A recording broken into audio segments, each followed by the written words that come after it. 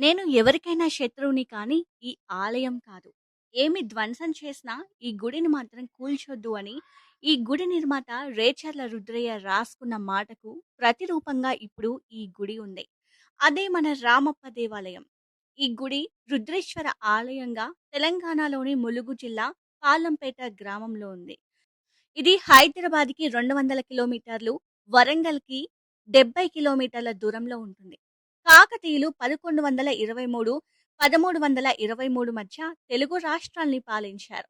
1213లో ఈ గుడి కట్టినట్లు, నిర్మాణం పూర్తవడానికి దాదాపు 40 ఏళ్లు పట్టిందని శాసనాలు చెబుతున్నాయి.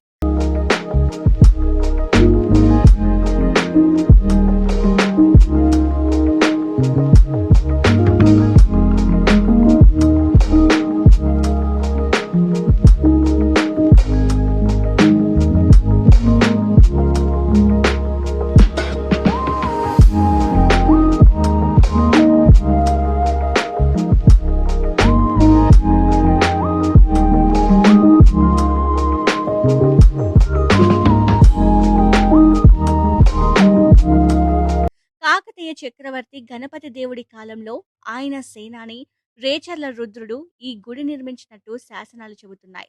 రేచర్ల రుద్రుడని రుద్రసేనాని, రుద్రదేవుడని, రుద్రరెడ్డి అని రాశారు. అయితే ఈ గుడి శిల్పి పేరు రామప్ప కాబట్టి ఆయన పేరుతోనే పిలుస్తున్నారు ఈ గుడిని.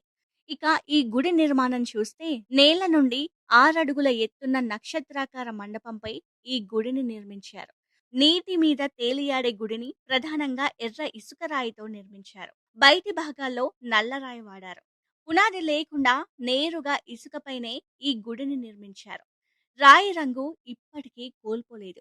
ఈ గుడి నిర్మాణం సాంకేతికతను శాండ్ బాక్స్ టెక్నిక్ అంటారు.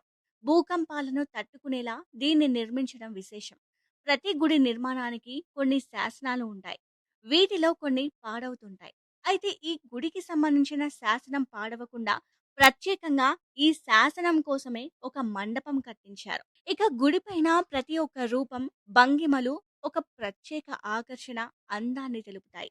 2019లో భారత ప్రభుత్వం వారసత్వ హోదా కోసం ఈ ఒక్క గుడిని మాత్రమే పంపింది. యునెస్కో వారి వరల్డ్ హెరిటేజ్ కమిటీ 44వ సమావేశంలో ఈ గుడికి ప్రపంచ వారసత్వ కట్టడం హోదా ఇస్తూ తీర్మానించింది.